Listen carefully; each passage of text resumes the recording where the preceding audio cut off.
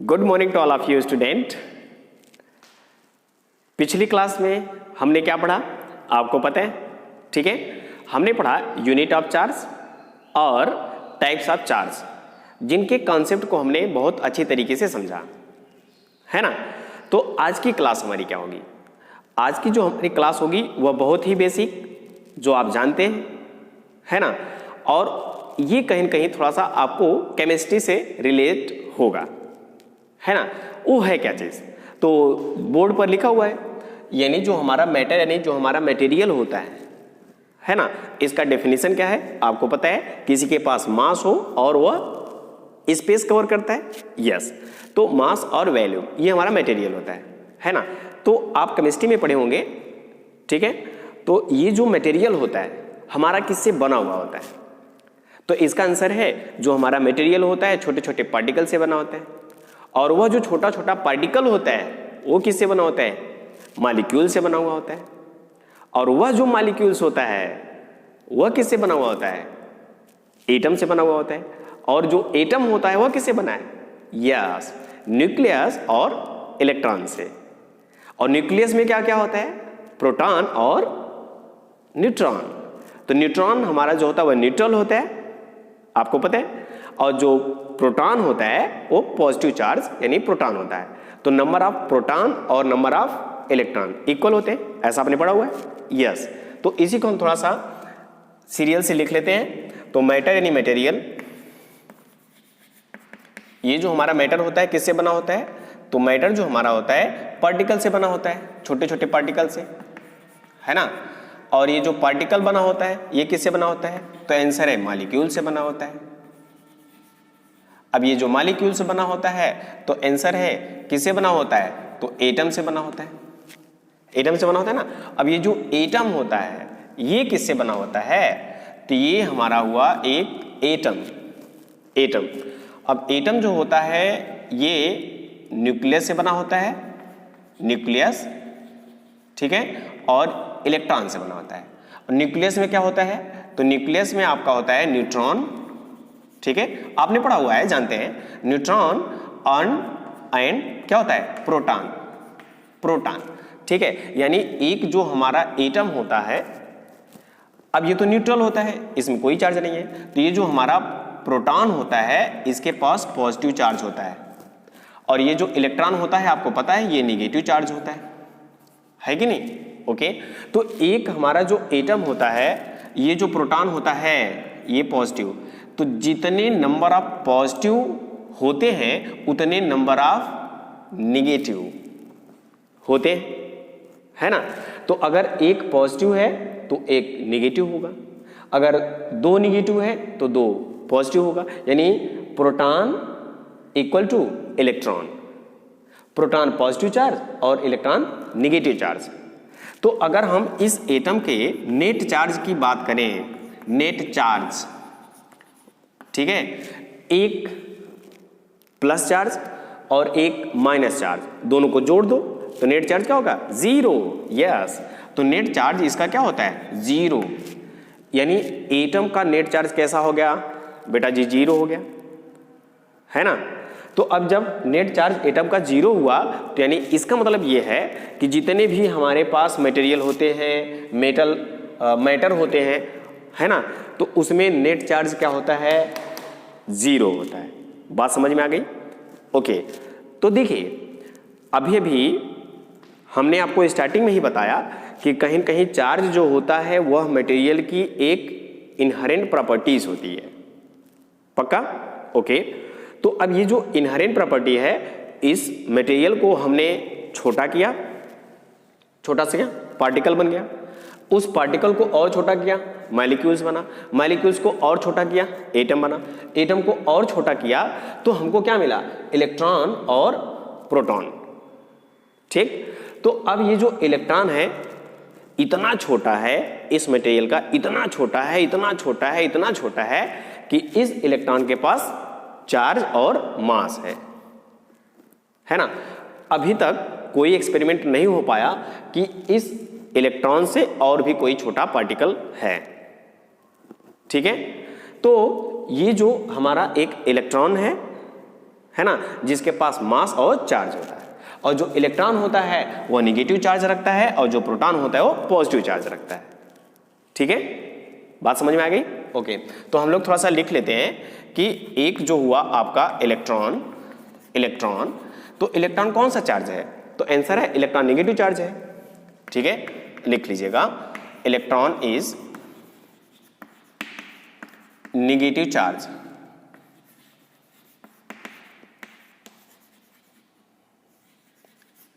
जिसके पास मास और क्या होते हैं? चार्ज होते हैं।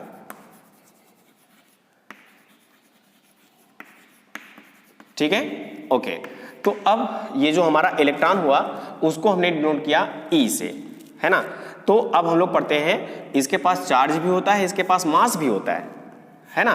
तो हम लोग पढ़ते हैं सबसे छोटी मटेरियल की वह प्रॉपर्टी, मटेरियल का सबसे छोटा पार्ट इलेक्ट्रॉन हुआ जिसके पास चार्ज और मास है ना। मास होगा तो ग्रेविटेशनल फोर्स, चार्ज होगा तो इलेक्ट्रिक फोर्स, है ना, ये हमारा हुआ। तो अब हम लोग पढ़ लेते हैं कि आखिर ये जो इलेक्ट्रॉन होता है उसके पास चार्ज कितना होता है। ठीक है, ओके, तो लिख लीजिएगा charge of electron. Charge of electron को हम लोग लिखे ई के पावर माइनस, यानी ई माइनस से लिखते हैं, ये इलेक्ट्रॉन है। और इलेक्ट्रॉन हमेशा ये ध्यान रखिएगा कौन सा चार्ज होता है? निगेटिव। हम निगेटिव लिखे या ना लिखे, है ना, वो हमको समझ में आता है ये इलेक्ट्रॉन है तो पक्का है निगेटिव है। तो ये हुआ आपका निगेटिव चार्ज। और जो निगेटिव चार्ज आया एक इलेक्ट्रॉन, वह हुआ आपके पास 1.6 इंटू 10 के पावर माइनस 19 कूलाम। ये होता है चार्ज ऑफ इलेक्ट्रॉन। और साइन यहाँ पर क्या लगाओगे? माइनस। तो हमने आपको बताया माइनस लगाओ या ना लगाओ, है ना। तो यहाँ पे माइनस है क्योंकि ये इलेक्ट्रॉन है, निगेटिव चार्ज है ना। ओके, तो ये हुआ आपका चार्ज ऑफ इलेक्ट्रॉन। ठीक है, अब उसके बाद दूसरा क्या हुआ हमारा? हम लोग पढ़ लेते हैं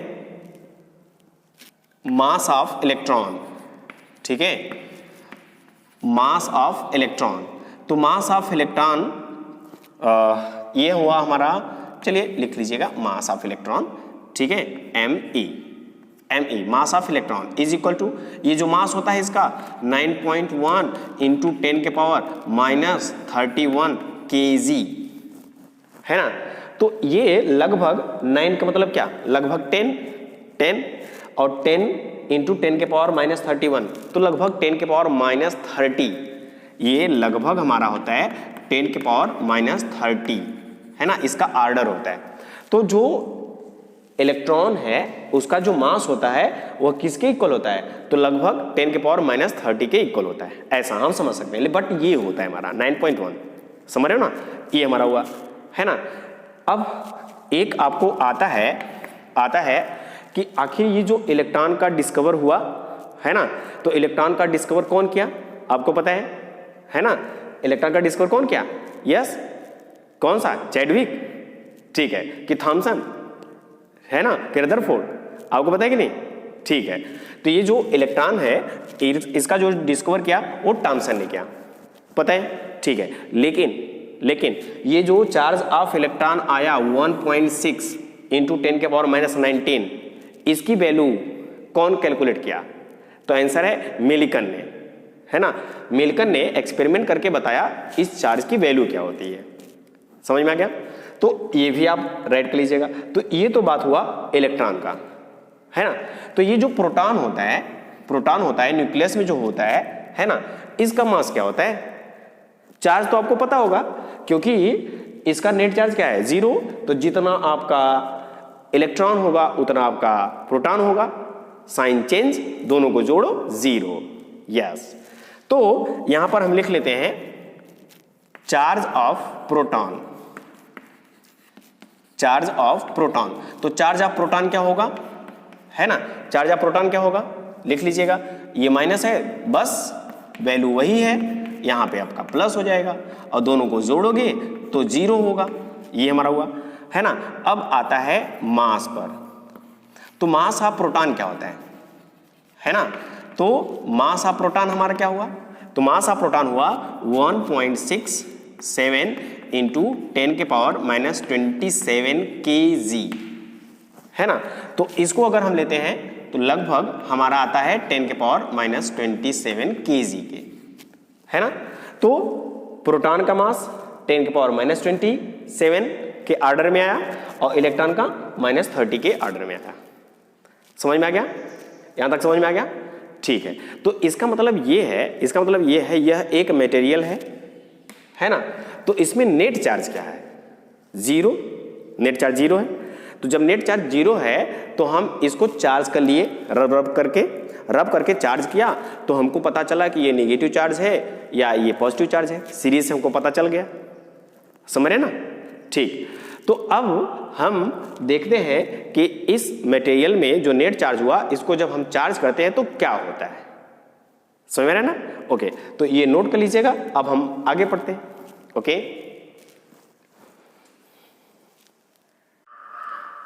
ये एक एग्जाम्पल के माध्यम से थोड़ा सा हम कुछ और अपने कॉन्सेप्ट को क्लियर करना चाहते हैं कि आखिर मटेरियल में होता क्या है ना।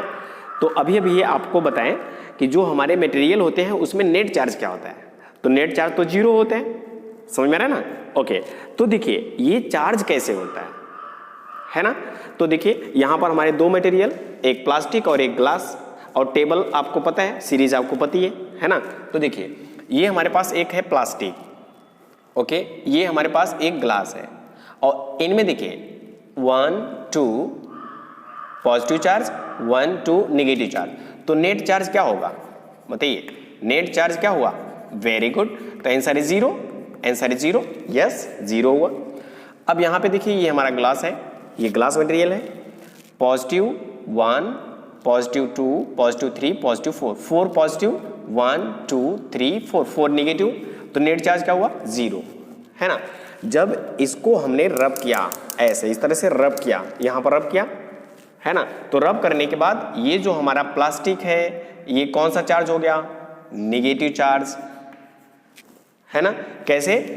1 2, 2 पॉजिटिव चार्ज, 1 2 3, 3 नेगेटिव चार्ज। तो जो नेगेटिव एक्सिस है ना, नेगेटिव एक्सिस है हमारा, वो क्या है? ज्यादा है। तो एक्सेस यानी अधिक मात्रा किसकी है? नेगेटिव का। इसलिए जो प्लास्टिक हुआ वो हमारा नेगेटिव चार्ज हुआ। ठीक है। अब यहां पर देखिए 1 2 3 4, 4 पॉजिटिव, 1 2 3, 3 नेगेटिव। जो एक्सेस है यानी ज्यादा मात्रा में है वो कौन सा है? पॉजिटिव। तो इसलिए ग्लास हमारा कैसा हो गया? पॉजिटिव।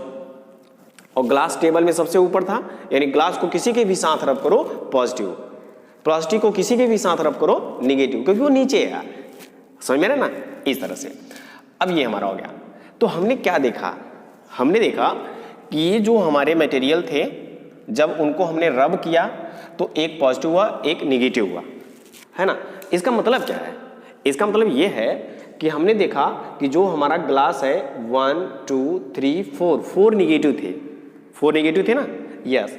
तो यहां पर 1 2 3, 3 नेगेटिव है। रब करने के बाद इसमें 3 बचा। एक कहां गया? एक कहां गया? एक यहां पर आ गया, ट्रांसफर हो गया, है ना, इसमें आ गया। तो इसमें कितने नेगेटिव थे? 1 2 2 थे। अब इसमें कितने हो गए? 1 2 3, 3 नेगेटिव चार्ज हो गया। ओ, यानी जब हम इसको रब किए तो इसका एक ठो इलेक्ट्रॉन इसमें छूट गया, चिपक गया, है ना। तो अब ये पॉजिटिव हो गया और ये नेगेटिव एक्सेस हो गया। तो ये ज्यादा मात्रा में पॉजिटिव रख रहा है इसलिए पॉजिटिव चार्ज, ये आपका ज्यादा मात्रा में नेगेटिव रख रहा है इसलिए नेगेटिव चार्ज। बात समझ में आ गई? तो ये नेगेटिव चार्ज हुआ और पॉजिटिव चार्ज। तो अब आपके माइंड में क्वेश्चन आता है, नेगेटिव चार्ज ही इसमें क्यों गया? समझ में आ रहा है ना? ठीक है। या तो फिर यही तो हुआ ना, नेगेटिव चार्ज हमारा ट्रांसफर हुआ, तो क्यों हुआ? और ये जो ट्रांसफरेबल हुआ गया, इसी को बोलते हैं फ्री इलेक्ट्रॉन। फ्री इलेक्ट्रॉन यानी इलेक्ट्रॉन फ्री है, चले जाओ भैया कहीं भी जाओ, ठीक है ना। यहां का इलेक्ट्रॉन या तो इसमें जाए, यहां का इलेक्ट्रॉन इसमें जाए, ठीक है। लेकिन हमने देखा कि इसका इलेक्ट्रॉन इसमें चला गया, इसका भी जा सकता है किसी दूसरे के साथ, तीसरे के साथ, लेकिन हमने सीरीज में देखा, हमको जो जरूरत है ना, ये हमारा होता है। तो ये नेगेटिव और पॉजिटिव आ गए, ठीक है। अब बात आती है थोड़ा सा मास की, मास की बात करते हैं। देखिए अभी अभी एक इलेक्ट्रॉन इसमें गया, एक इलेक्ट्रॉन गया, यानी ये जो नेगेटिव चार्ज है, नेगेटिव जो आप लिख रहे हो यह क्या है? एक ठो इलेक्ट्रॉन है। नेगेटिव चार्ज यानी इलेक्ट्रॉन है। तो एक इलेक्ट्रॉन इसमें से इसमें गया, तो जाने का मतलब जब इलेक्ट्रॉन जाएगा तो कुछ न कुछ मास लेके जाएगा, कुछ न कुछ चार्ज लेके जाएगा, समझ रहे ना? यस। तो यानी जो चार्ज आता और जाता है वह कहीं कहीं क्या लेके और क्या ले देके जाता है? तो आंसर है मास लेके जाता है। तो अगर इस मटेरियल का मास जो भी है ना, कुछ अगर इसमें इलेक्ट्रॉन आ गया तो क्या आया? कुछ मास आया। तो पहले जो मटेरियल का मास था वह अब क्या हो गया? बढ़ गया, ठीक है, क्योंकि इसमें एक इलेक्ट्रॉन आ गया, ये गेन कर लिया एक इलेक्ट्रॉन को। और ये मटेरियल क्या किया? इसका भी कुछ मास होगा, तो ये क्या काम किया कि एक इलेक्ट्रॉन को लॉस कर दिया। तो अब इसका जो मास होगा वह क्या हो जाएगा? घट जाएगा, क्योंकि चार्ज कैरिड बाई मास। समझ में आ रहा है ना? ठीक है, तो ये हमारी कुछ बातें हुई मटेरियल की, है ना? तो अब इसको थोड़ा सा लिख लेते हैं, इसको इरेज करके यहीं पे थोड़ा सा लिख लेते हैं। ओके, बात समझ में आ गई ना? Very good. ओके, तो हमने जो अभी भी समझा वही हमने लिख लिया, है ना? तो यहाँ का जो इलेक्ट्रॉन इसमें ट्रांसफर हुआ है उसको हमने बोला फ्री इलेक्ट्रॉन। ये फ्री इलेक्ट्रॉन है, फ्री है, आप जाओ मूव करो, ठीक है? तो फ्री इलेक्ट्रॉन क्या है? Which charge are easily transfer one to another. देखिए, लिखना आपको है, आपका अगर कॉन्सेप्ट क्लियर है आप लिखो, है ना? तो एज ए इवेल्युएटर मैं बताऊं, आप किसी भी क्वेश्चन का आंसर दो, वो भी एकदम फैक्ट दो, फैक्ट आपको जैसे समझ में आए वैसे लिख दो, बहुत अच्छा नंबर आपको मिलेगा। सही है ना? ओके, तो इसीलिए आप अपने कॉन्सेप्ट को क्लियर रखो और उस क्वेश्चन का सीधे फैक्ट यानी आंसर दे दो। एक शब्दों में, दो शब्दों में दो, तीन शब्दों में दो, फैक्ट होना चाहिए बस, ठीक है? ओके, तो ये हुआ हमारा। तो अभी हमने बताया मास के बारे में। तो mass of material is increases, किसी का मास इंक्रीज हो रहा है, किसी का डिक्रीज हो रहा है। इंक्रीज किसका होगा? जो एक नेगेटिव चार्ज को गेन किया है उसका मास इंक्रीज होगा, और इस मटेरियल का मास डिक्रीज होगा जो इलेक्ट्रॉन को ट्रांसफर किया है यानी लॉस किया है, ठीक है? Mass of material is increases when gain of electron, ठीक है? फिर mass of material decreases when loss of electron. ये हमारा हुआ। अब आपके माइंड में एक क्वेश्चन आता होगा कि ये जो पॉजिटिव चार्ज यानी प्रोटॉन है वह क्यों नहीं ट्रांसफर हुआ, है ना? इसका रीजन ये है कि जो पॉजिटिव चार्ज होता है यानी प्रोटॉन, है ना, वह कहीं न कहीं भारी है, हैवी है ना?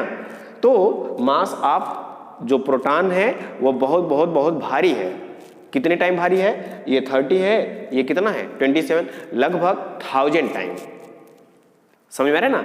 इसलिए जो हल्का होगा वही ना एसिलेट होगा, वही ना ट्रांसफर होगा। अरे जो हल्का है फूंक दौड़ जाए, है ना? और जो भारी होगा वो क्या होगा? समझ रहे हो ना? यस। तो हल्का ज्यादा एसिलेट होगा, वही ट्रांसफर होगा, और जो भारी है वो हिलेगा ही नहीं, है ना? यस, ये हमारा होता है। तो हम लोग लिख लेते हैं कि जो पॉजिटिव चार्ज होता है उसका जो मास होता है वह हैवियर होता है, ठीक है? जिसको हम प्रोटॉन बोल देते हैं। तो mass of proton is 1837 times heavier than electron.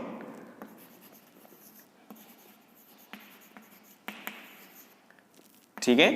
Heavier than electron. Electron से कितना भारी होता है? 1837 टाइम्स, ठीक है? इसलिए इलेक्ट्रॉन ट्रांसफरेबल है, फ्री इलेक्ट्रॉन मूव करेगा, और जो प्रोटॉन है पॉजिटिव चार्ज है वो रेस्ट में रहेगा, है ना? चलते दोनों हैं बट हमको फ्री इलेक्ट्रॉन दिखेंगे, ठीक है, कि वो मूव कर रहे हैं। तो ये तो हुआ कुछ मटेरियल की बात। यहां तक बात समझ में आ गई? ठीक है, अच्छा लगा? Okay, very good. तो अब हम लोग अपनी क्लास यहीं पर करते हैं समाप्त, और फिर से हम लोग कल की क्लास में मिलते हैं। और जो हमारी कल की क्लास होगी वो और भी बेहतरीन, और भी मज़ेदार, और भी कॉन्सेप्चुअल होने वाली है। सही है? ओके, तो आज के लिए बस इतना है। Thank you.